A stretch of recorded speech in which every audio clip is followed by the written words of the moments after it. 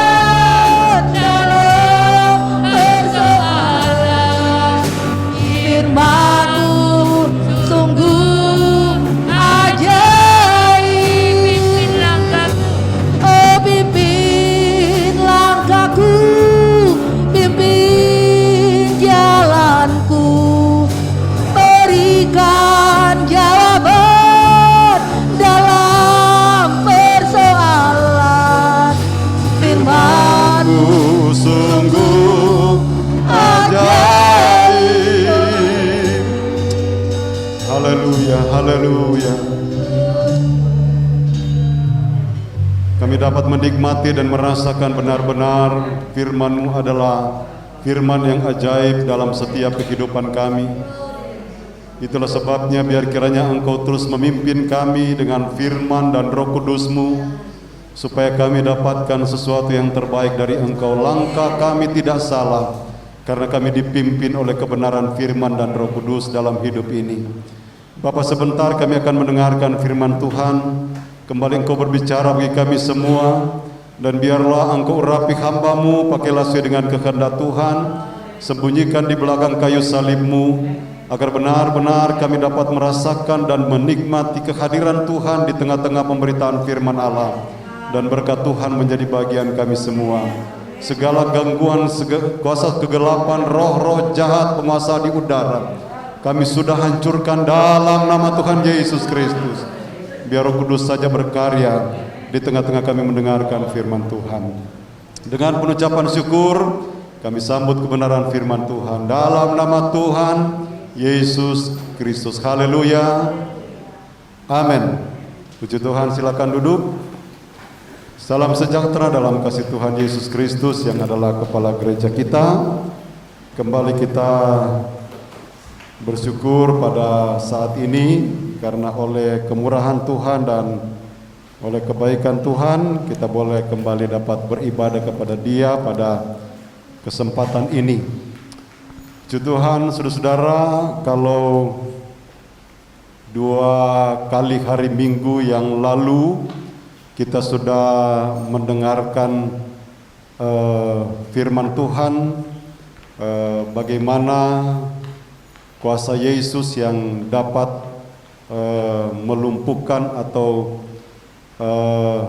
mengalahkan roh-roh jahat, ya, yang seorang yang dirasuk dengan roh jahat di Gerasa. Dan kemudian yang kedua, segala macam sakit penyakit itu disembuhkan oleh Tuhan. Sakit penyakit ringan, sakit penyakit berat itu dapat disembuhkan. Yesus berkuasa untuk menyembuhkan segala macam sakit penyakit. Dan saudara-saudara, saya sedikit ingatkan pada waktu minggu yang lalu bahwa pada waktu Yesus menyembuhkan ibu mertua Petrus, Dia berbicara, ya, kepada ibu mertua Petrus, lalu kemudian ibu mertua Petrus disembuhkan dari demam yang tinggi, dari panas yang tinggi, ya. Lalu kemudian banyak orang yang datang, lalu kemudian Yesus menjamah mereka.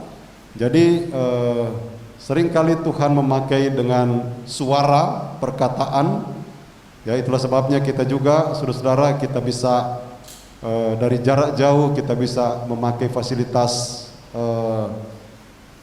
telepon, HP.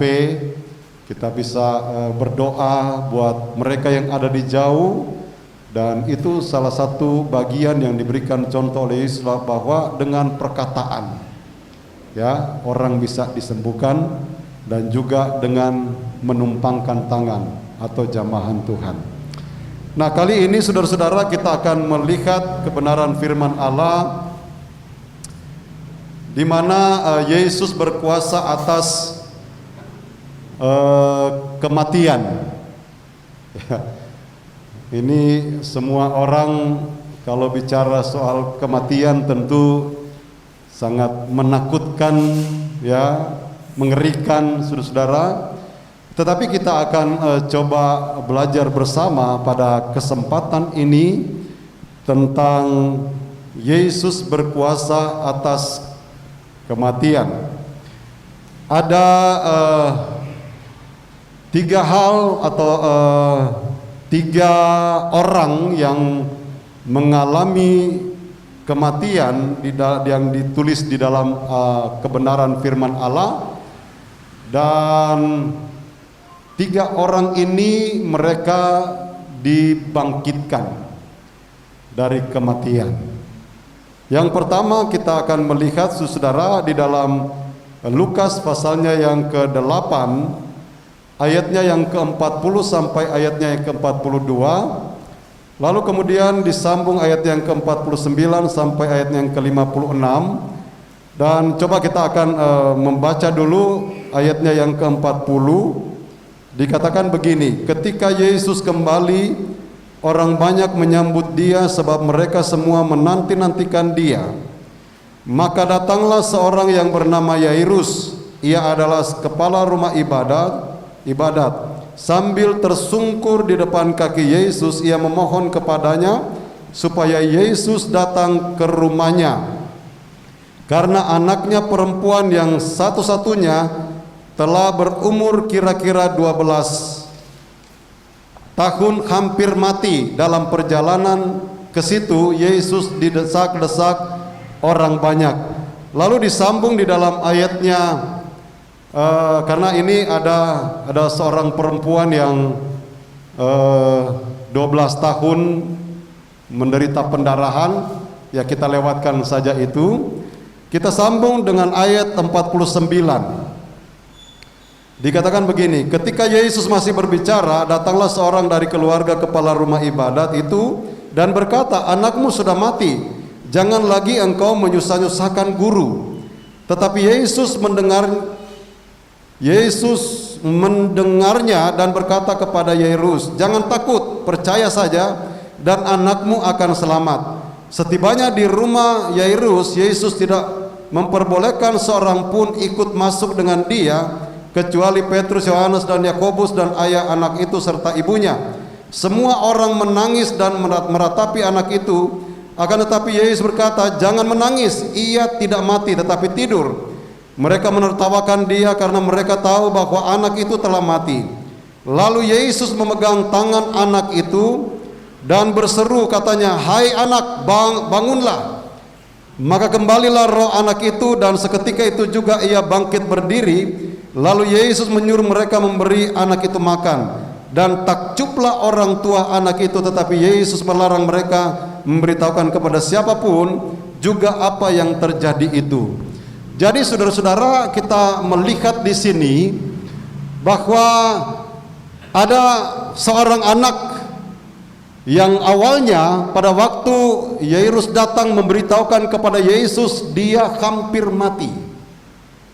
Lalu di dalam perjalanan, saudara-saudara, yang saya katakan tadi, Yesus menyembuhkan seorang perempuan yang sakit pendarahan sudah 12 tahun. Dan sementara dalam perjalanan ini datang utusan memberitahukan bahwa tidak usah diganggu lagi guru, karena anak Yairus ini sudah mati. Tetapi Yesus meyakinkan kepada orang tua anak ini bahwa dia akan disembuhkan, dia akan dibangkitkan kalau Yairus percaya. Saudara-saudara, yang diinginkan oleh Allah di dalam bagian ini agar supaya orang yang mengalami duka, misalnya karena sudah meninggal, orang yang mengalami kematian di antara keluarga mereka, harus meyakini, harus percaya bahwa Yesus sanggup melakukannya, tentu dengan seizin Tuhan. Dan ini saya yakin saudara-saudara adalah merupakan seizin Tuhan, bahwa Allah ingin memperlihatkan melalui Yesus bahwa Yesus sanggup membangkitkan orang yang sekalipun sudah mati. Dan apa yang Tuhan ingin memperlihatkan di sini, bahwa agar supaya orang itu, orang mau datang percaya kepada Yesus. Tetapi di tengah-tengah perjalanan di sini kita melihat saudara-saudara, untuk dapat memperlihatkan kemuliaannya, ada juga orang yang tidak percaya, bahkan mengolok-olok Yesus. Mereka meremehkan Yesus, mereka membicarakan Yesus bahwa orang yang sudah mati kok, kan begitu. Kayaknya ngeledek gitu, tidak mungkinlah dia dibangkitkan lagi. Nah, ada dua kelompok di sini saudara-saudara yang harus kita perhatikan untuk bisa mencapai satu tujuan, untuk dapat menikmati kemuliaan Allah. Kita harus percaya dengan sungguh-sungguh. Tetapi kelompok yang kedua kita melihat di sini, mereka tidak yakin, mereka tidak percaya, bahkan mereka mengolok. Mereka ada di dalam kelompok ini, saudara-saudara. Mereka di dalam satu kesatuan dengan orang yang berkumpul ini. Itulah sebabnya saudara-saudara, hal ini diperdengarkan buat kehidupan kita, supaya kita pun yang percaya kepada Tuhan di dalam satu komunitas, di dalam gereja ini sebagai jemaat Tuhan, kita harus percaya sungguh kepada Allah kita yang luar biasa itu. Sebab tidak menutup kemungkinan saudara-saudara, ketika ada kemuliaan yang Tuhan ingin perlihatkan, ada orang yang ngeledek. Di mana mereka? Di dalam kelompok ini juga. Haleluya saudara. Itulah sebabnya saudara-saudara, tidak salah kita belajar tentang awal bagaimana roh jahat itu menguasai seorang yang ada di Gerasa ini. Karena ternyata terlalu banyak roh itu, yang saya katakan saudara-saudara, bahwa roh itu ada di dalam dunia ini. Di mana-mana dia ada. Dan dia bisa memakai fasilitas apapun, celah apapun dia bisa pakai dalam kehidupan kita untuk melumpuhkan. Nah, ini kita perlu hati-hati saudara, amin. Dan itu bisa membawa kita tidak percaya bahwa Tuhan itu adalah Tuhan yang luar biasa. Ada haleluya saudara. Jadi kalau kita mau melihat kemuliaan Allah, kita harus percaya dengan sungguh-sungguh. Kalau memang seizin Tuhan kita melihat saudara-saudara, maka dia perlihatkan akan kemuliaannya. Asalkan kita percaya dengan sungguh-sungguh. Tidak ada keraguan-raguan di sana, tidak ada kebimbangan di sana. Dan Yesus meyakinkan orang tua anak ini supaya percaya kepada Dia. Percaya bahwa Yesus sanggup membangkitkan orang yang walaupun sudah mati. Dan itu terjadi di sini. Jadi yang pertama kita lihat di sini saudara-saudara, Yesus menginginkan agar supaya percaya atas kuasanya, percaya atas kuasa Yesus, percaya bahwa Dia sanggup menolong apapun saudara-saudara.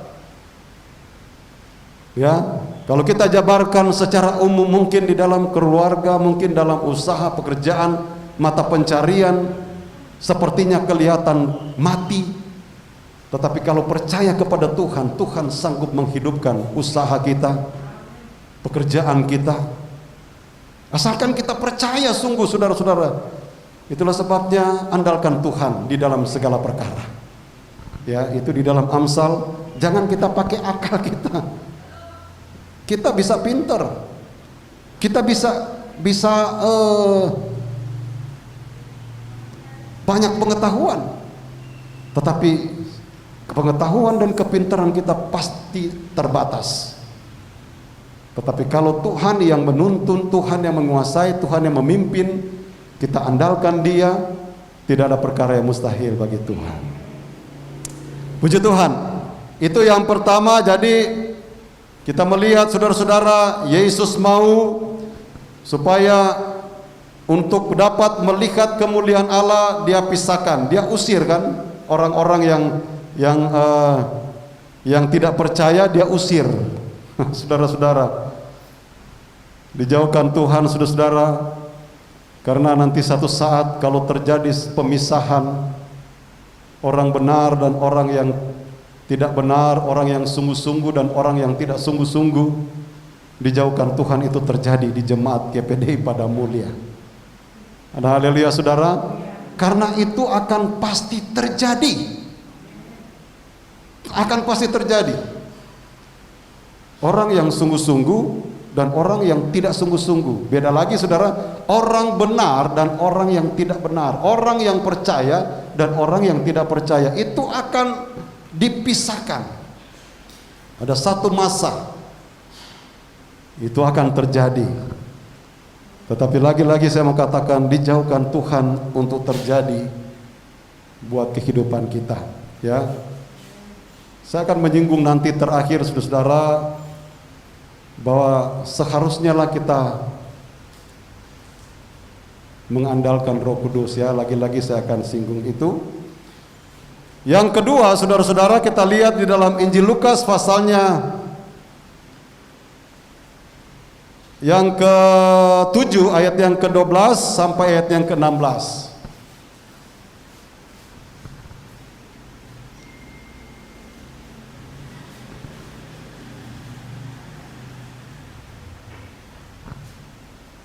Di sana dikatakan, setelah ia dekat pintu gerbang kota, ada orang mati diusung keluar, anak laki-laki, anak tunggal ibunya yang sudah janda, dan banyak orang dari kota itu menyertai janda itu. Ayat 13.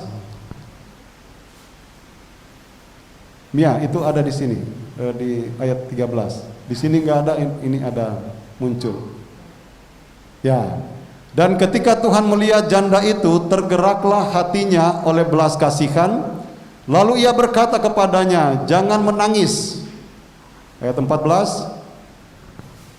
Sambil menghampiri usungan itu, ia menyentuhnya, dan sedang para pengusung berhenti, ia berkata, hai anak muda, aku berkata kepadamu, bangkitlah. Ayat 15. Maka bangunlah anak itu dan duduk dan mulai berkata-kata, dan Yesus menyerahkannya kepada ibunya. Ayat 16. Semua orang itu ketakutan dan mereka memuliakan Allah sambil berkata, seorang nabi besar telah muncul di tengah-tengah kita, dan Allah telah melawat umatnya. Saudara-saudara, kita melihat, kita memperhatikan ayat-ayat ini, saudara-saudara, ketika dikatakan di dalam ayatnya yang ke-12 tadi,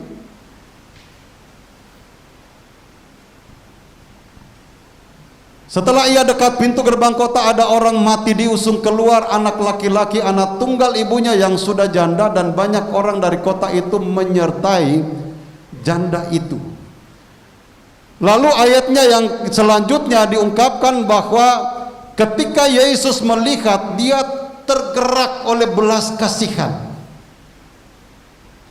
melihat kesedihan dari seorang ibu janda yang anaknya meninggal. Jadi kita melihat di sini bahwa Yesus mau melakukan sesuatu kalau hatinya tergerak.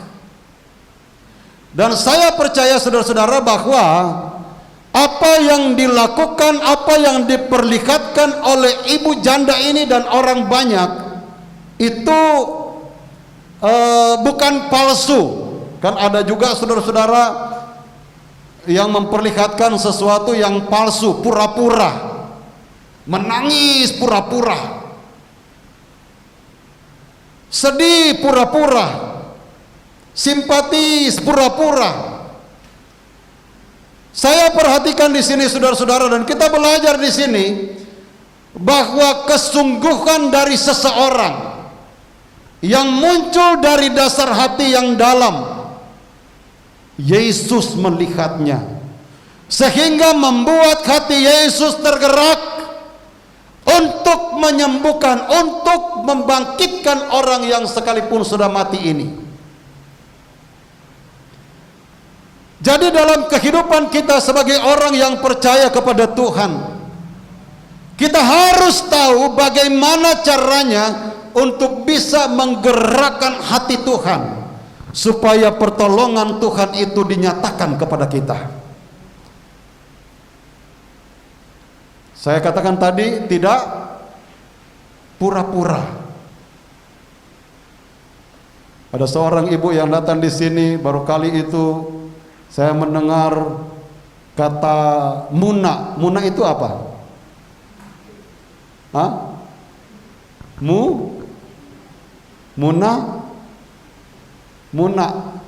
munafik. Tapi di sini nggak ada, amin. Ada haleluya saudara. Jangan ada dalam kehidupan kita. Karena lagi-lagi saya mau katakan, Yesus tahu sampai kedalaman hati kita. Dan itu yang dinilai oleh Yesus kepada orang ini, kepada ibu janda ini. Sehingga menggerakkan hati Yesus, dia harus membangkitkan anak ini. Jangan sedih.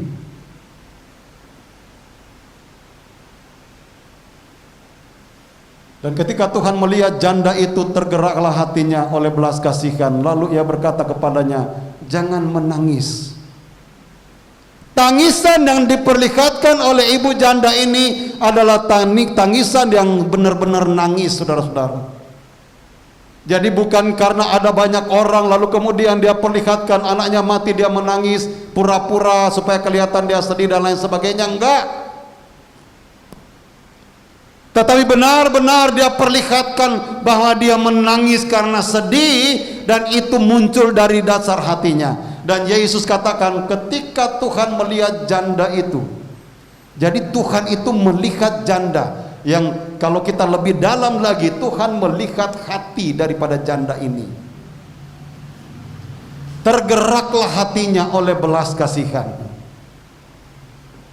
Mendapat belas kasihan Tuhan, kita mendapat belas kasihan dari sesama kita saja, kita sudah sangat bersyukur dan berterima kasih. Apalagi kalau kita mendapat belas kasihan dari Tuhan. Dan lagi-lagi tujuan Allah itu melalui Yesus untuk dapat membangkitkan anak ini, saudara-saudara, agar supaya orang percaya dan memuliakan Allah. Itu ayatnya yang ke-16 dikatakan, semua orang itu ketakutan dan mereka memuliakan Allah. Sudah sepantasnya lah kalau seandainya kita mendapatkan pertolongan Tuhan, mendapatkan belas kasihan Tuhan dengan berbagai macam cara, lalu kita memuliakan Tuhan. Tetapi tidak sedikit orang yang sudah mendapatkan berkat, mengucap syukur kepada Tuhan sangat susah. Tapi di sini sih tidak ada. Amin. Karena kenapa? Mungkin dia menganggap, bukankah ini karena kemampuan saya? Bukankah ini karena saya pintar dan lain sebagainya? Dijauhkan itu dari kehidupan kita. Karena segala sesuatu kalau bukan belas kasihan Tuhan, kita tidak bisa berbuat apa-apa. Di dalam perjanjian yang lama ada ayat yang mengatakan, Dia akan memberikan kasih karunia kepada siapa yang Dia inginkan. Dan saya percaya saudara-saudara, kita semua yang hadir mendapatkan kasih karunia dari Allah. Ibu janda ini mendapatkan kasih karunia dari Allah. Kasih karunia yang sebenarnya mungkin tidak pantas. Tidak dijelaskan seorang ibu janda ini bagaimana apakah dia percaya atau tidak kepada Yesus. Tetapi dia mendapatkan kasih karunia, mendapatkan sesuatu yang seharusnya tidak menjadi haknya. Sama dengan keselamatan juga. Oleh karena kasih karunia kita diselamatkan. Kita yang banyak dosa ini mendapatkan kasih karunia. Itulah sebabnya pergunakanlah kesempatan ini untuk memuliakan nama Tuhan.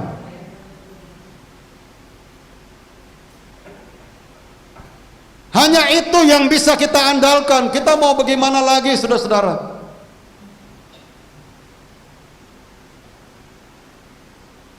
Itu yang kedua. Yang ketiga,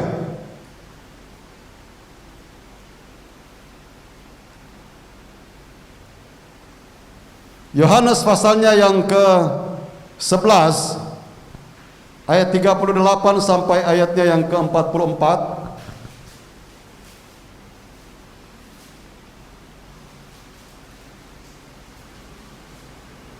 Maka masjurlah pula hati Yesus. Lalu ia pergi ke kubur itu. Kubur itu adalah sebuah goa yang ditutup dengan batu. Kata Yesus, angkat batu itu. Marta, saudara orang yang meninggal itu, berkata kepadanya, Tuhan, ia sudah berbau sebab sudah 4 hari ia mati.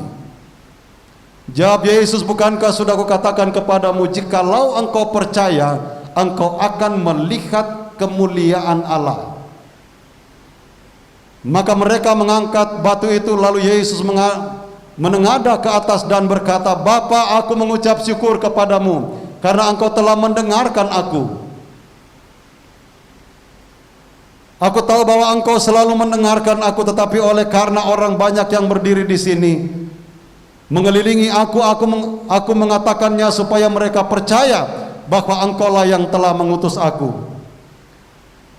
Dan sesudah berkata demikian, berserulah ia dengan suara keras, Lazarus, marilah keluar.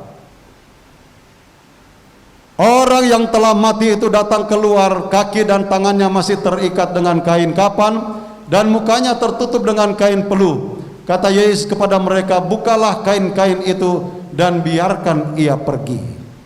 Saudara-saudara, kita melihat ini ada seorang yang Lazarus yang meninggal sudah 4 hari dikubur.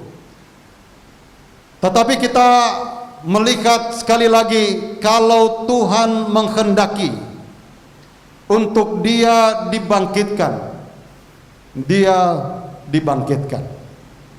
Dan tujuan daripada Yesus di sini, saudara-saudara, di dalam ayatnya yang ke-40,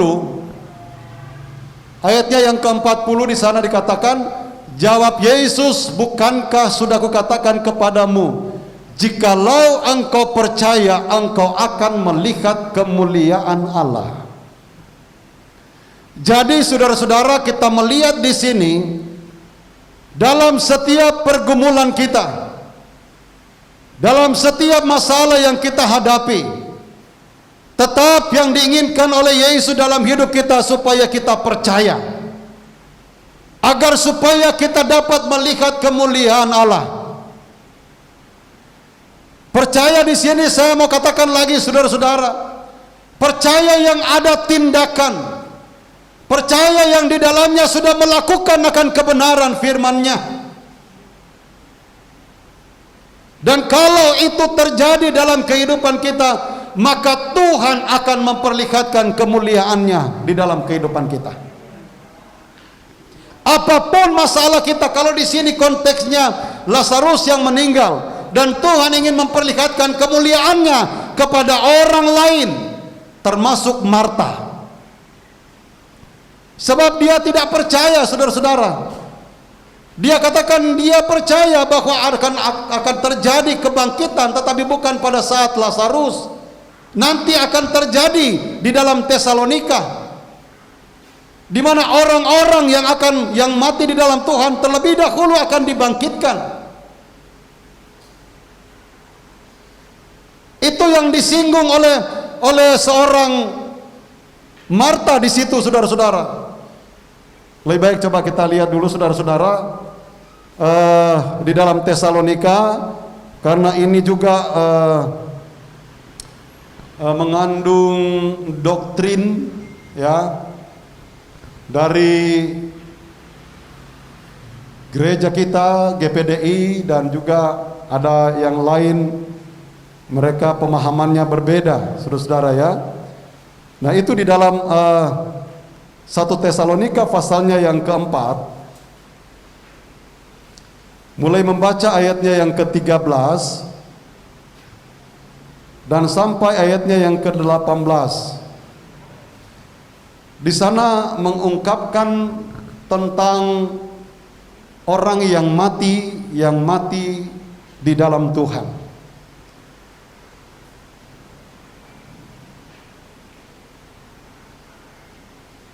Kita membaca saja ayatnya yang ke-16 dan ayatnya yang ke-17.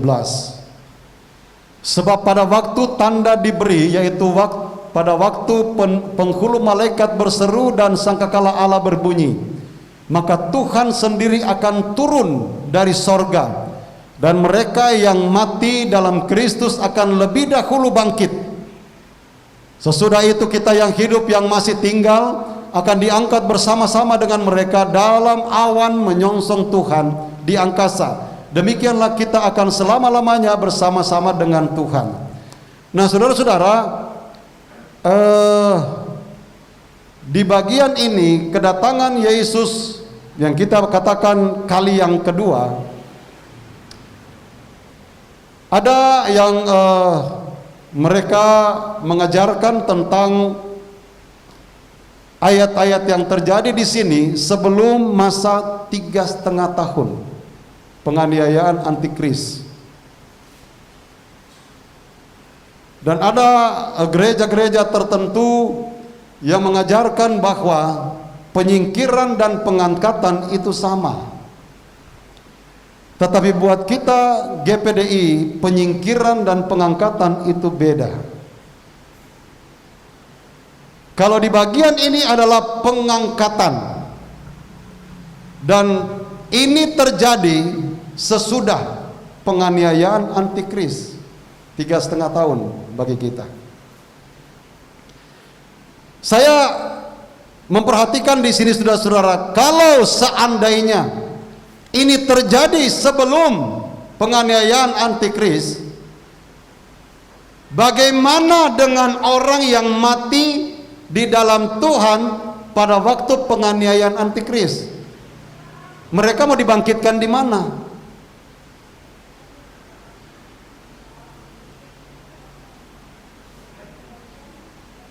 Jadi penyingkiran terlebih dahulu, saudara-saudara, dan ketika lewat masa antikris, lalu ini datang. Yesus datang untuk mengangkat. Kalau namanya mengangkat berarti ke atas. Kalau disingkirkan bisa ke atas, bisa ke bawah, disingkirkan. Tetapi namanya angkat, saudara-saudara, itu saya memperhatikan saudara-saudara bahwa itu angkat. Bagaimana sih kalau kita angkat? Masa kita angkat, tetapi kita kalau ini kan geser, disingkirkan. Jadi itu pemahaman kita bahwa penyingkiran dan pengangkatan itu beda. Kalau di bagian di sini di Tesalonika ini adalah pengangkatan, dan itu terjadi sesudah penganiayaan antikris. Sebab kalau sebelum penganiayaan antikris kan saya katakan tadi, bagaimana dengan orang, karena orang yang mereka tidak dipenuhkan dengan Roh Kudus akan masuk di dalam penganiayaan antikris. Mereka mati di dalam Tuhan, mempertahankan iman mereka, percaya mereka kepada Tuhan, lalu mereka mau dibangkitkan di mana? Kalau sudah terjadi kebangkitan sebelum antikris, karena mereka ada yang mengajarkan sama pengangkatan dengan penyingkiran, tapi kita beda, ya. Nah, kalau penyingkiran, saudara-saudara, itu ada di dalam 2 Tesalonika.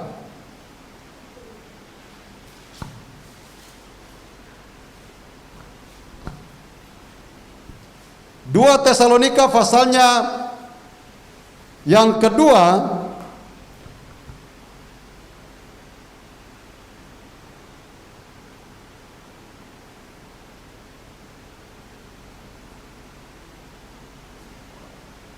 ayatnya yang ke-7.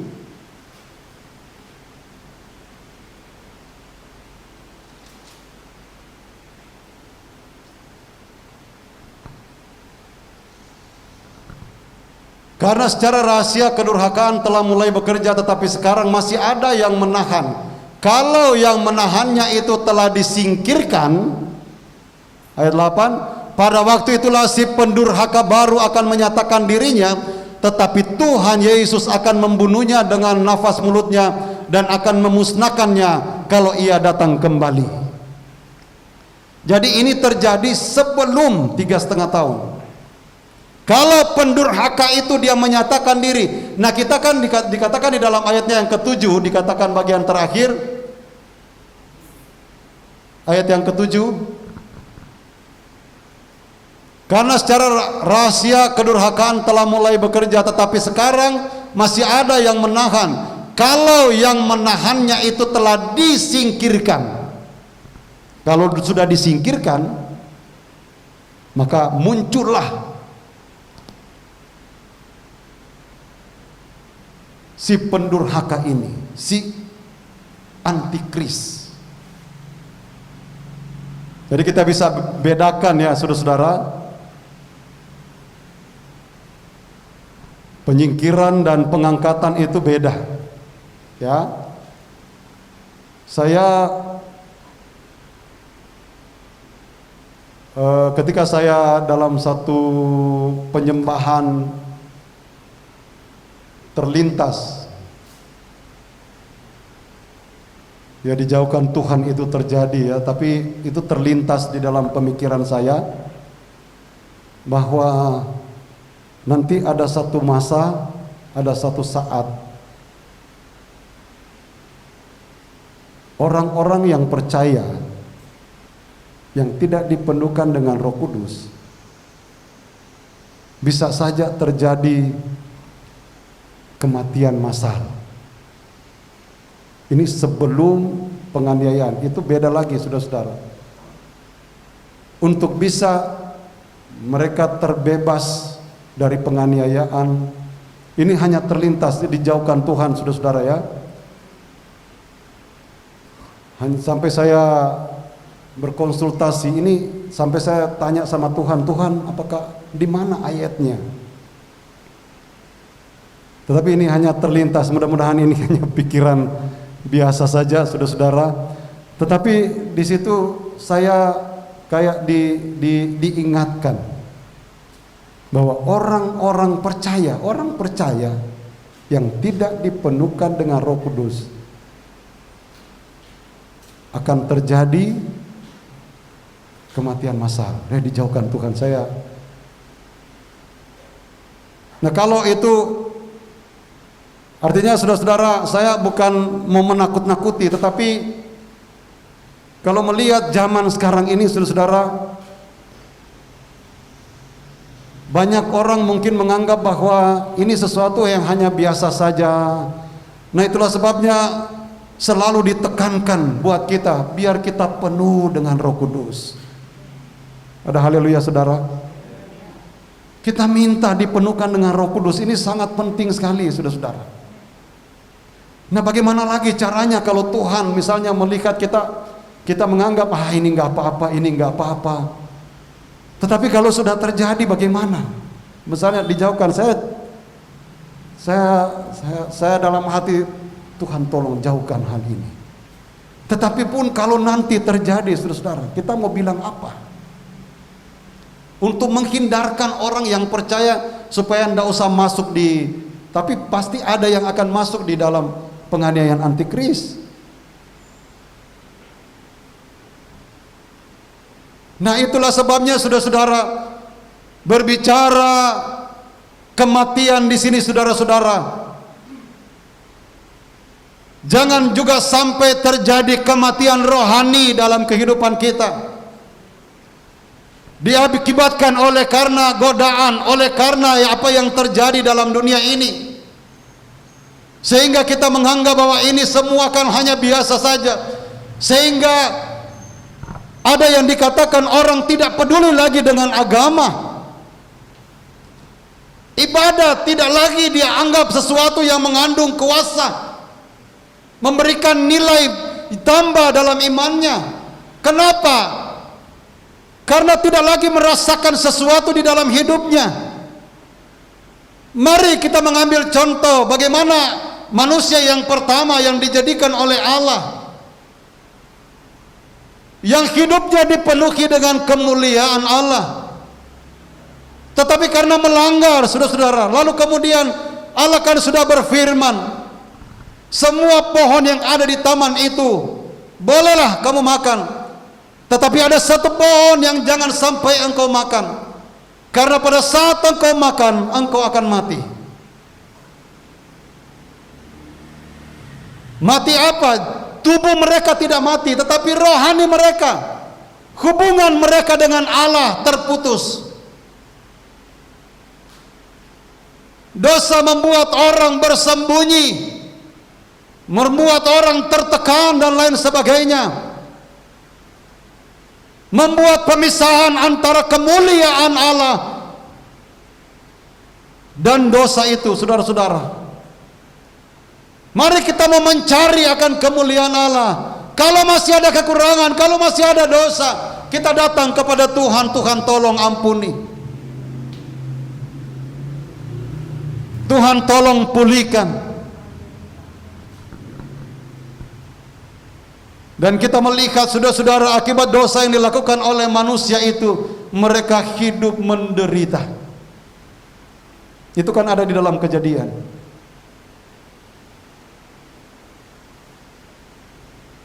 Mereka harus bekerja dan penderitaan saja yang mereka alami. Apa yang mereka usahakan tidak sepenuhnya lagi mereka dapatkan. Hasilnya tidak maksimal. Menanam bibit yang baik pun, saudara-saudara, ketika itu muncul, ada alang-alang di dalamnya.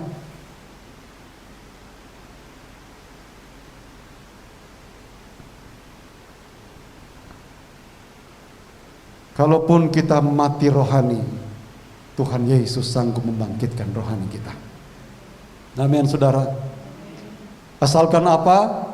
Percaya kepada Tuhan, percaya kepada Dia, yakin bahwa Dia adalah Allah yang sanggup menolong kita, sanggup mengampuni kita, sanggup memulihkan kita, sanggup menyatakan kuasanya di tengah-tengah kesulitan sekalipun. Bukankah banyak contoh di dalam Alkitab?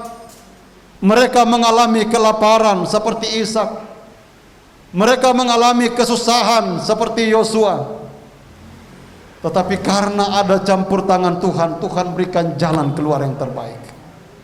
Di saat-saat yang susah-susah seperti ini, bisa saja ada kemungkinan Tuhan ingin menyatakan kemuliaan-Nya buat orang yang percaya kepadanya. Tuhan ingin menyatakan bahwa Aku adalah Allah yang Maha Kuasa, Alfa dan Omega, yang awal dan yang akhir, dan kuasanya tidak pernah berakhir. Kuasa yang sama Dia ingin perlihatkan kepada gerejanya di akhir zaman ini. Asalkan apa yang Dia inginkan, percayalah dengan sungguh-sungguh kepadanya, supaya benar-benar kita dapat menikmati kemuliaan-Nya. Kalau kita tidak percaya, kita tidak bisa melihat kemuliaan Allah. Bahkan dipisahkan, ya, disingkirkan, dikeluarkan. Tetapi kalau kita percaya sesuatu yang mustahil, ini kan tidak mungkin. Memang saudara-saudara, mungkin kita seringkali tergolong di kelompok yang kurang percaya, yang tidak percaya, yang ragu-ragu.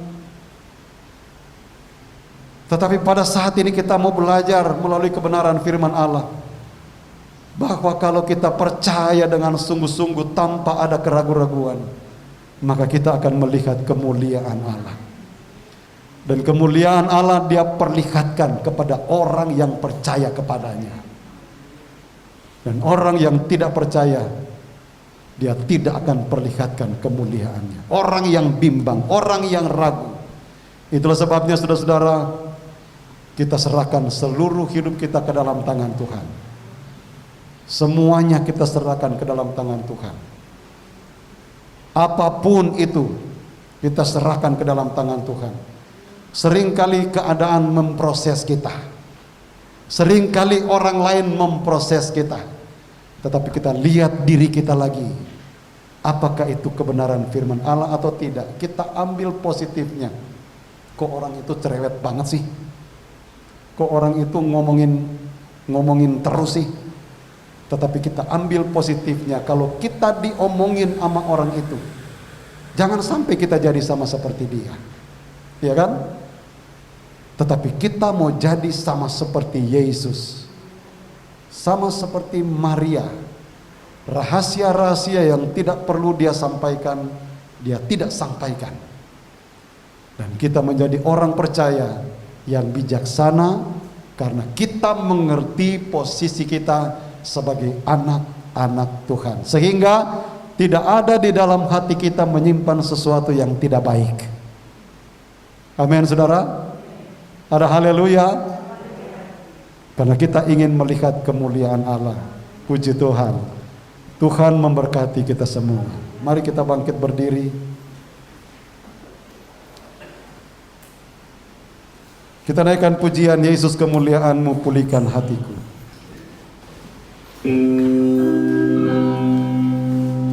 Haleluya.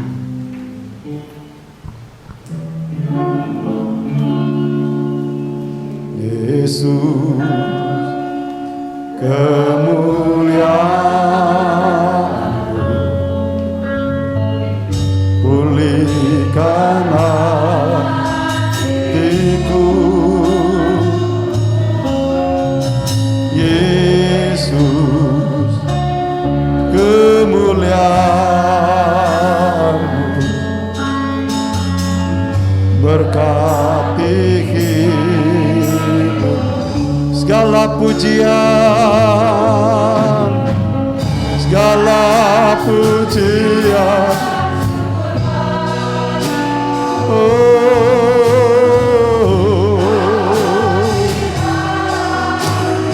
Yesus, ku datang sujud di hadapan-Mu, memuji-Mu, menyembah-Mu. Yesus, ku Saya ingin membacakan ada satu ayat di dalam Yohanes 5 ayat yang ke-21, dikatakan begini. Sebab sama seperti Bapa membangkitkan orang-orang mati dan menghidupkannya, demikian juga Anak menghidupkan barang siapa yang dikehendakinya. Dia berbicara di sini tentang Bapa. Kita tahu bahwa di dalam perjanjian lama itu adalah zaman Bapa. Ya, ada 3 zaman: zaman Bapa, zaman Anak, dan zaman Roh Kudus. Dia singgung tentang zaman Bapa. Dan di dalam perjanjian lama ada yang dipakai Tuhan untuk membangkitkan yang sudah mati sekalipun, yaitu Nabi Elia. Ada seorang janda lagi yang punya anak, lalu kemudian anaknya mati dan kemudian dibangkitkan. Dan semuanya ini diperlihatkan untuk supaya orang percaya kepada Allah dan untuk kemuliaan bagi nama Tuhan. Jadi ini dalam kehidupan kita, saudara-saudara, sangatlah penting untuk percaya kepada Tuhan Yesus Kristus. Kita naikkan pujian ini lagi. Yesus kemuliaan-Mu, dan saya serahkan kepada Ibu Gembala. Yesus kemuliaan,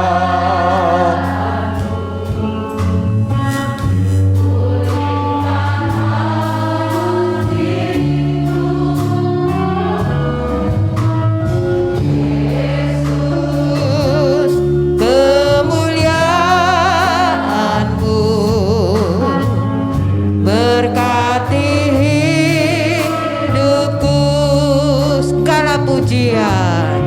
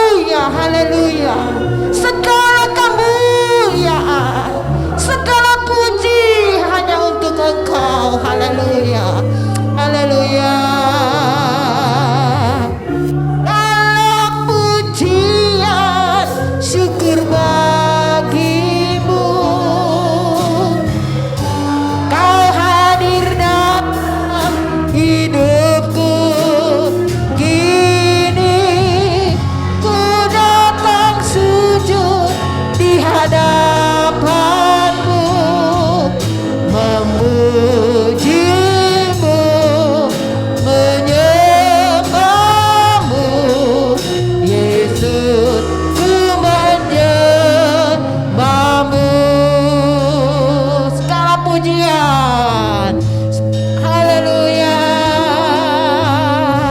Segala pujian, syukur bagimu. Amin. Kami menyembah-Mu Roh Kudus. Kami membutuhkan Engkau. Haleluya. Haleluya. Ku datang sujud di hadapan-Mu, memuji-Mu, menyembah-Mu. Yesus, ku menyembah-Mu. Yesus, ku menyembah-Mu. Yesus, ku menyembah-Mu. Yesus, ku menyembah-Mu.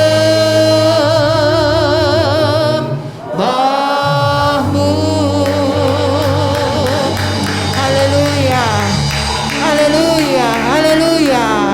Segala puji dan hormat kami naikkan dan kembalikan kepada Tuhan yang patut menerima semua ini. Terima kasih Tuhan, Engkau mengingatkan kami kembali betapa kami sangat membutuhkan kuasa Roh Kudus. Penuhkan kami dengan kuasa Roh Kudus. Penuhi kehidupan kami semua. Kami ingin menjadi anak-anak Tuhan yang kuat, anak-anak Tuhan yang tangguh, anak-anak Tuhan yang berkualitas secara rohani. Kami percaya Tuhan, sekalipun dunia semakin hari semakin tidak menentu, kami tidak tahu apa yang akan terjadi, tetapi kalau kami hidup di dalam pimpinan kuasa Roh Kudus, dipenuhi dengan kebenaran firman-Mu, maka kami yakin kami menjadi anak-anak Tuhan yang kuat di hari-hari ini.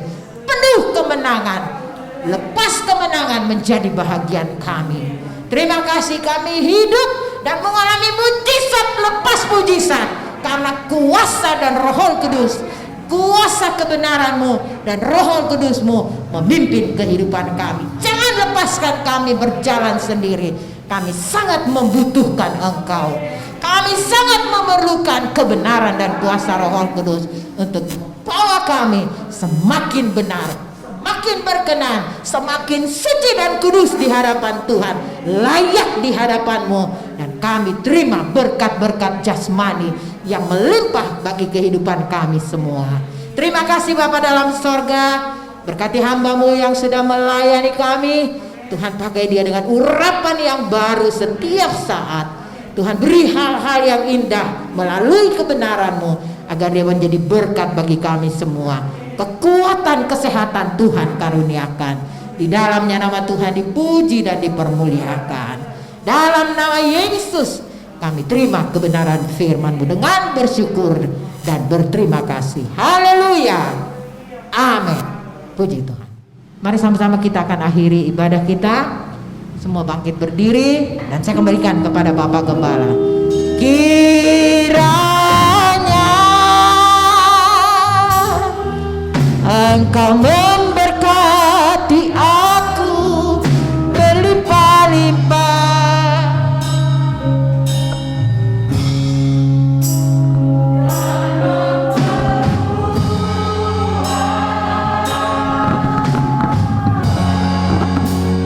Daerahku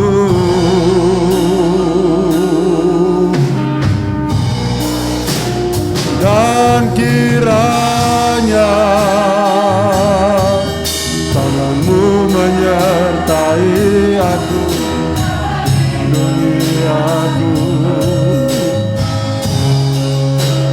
daripada malapetaka, sehingga kesakitan tidak menimpa aku.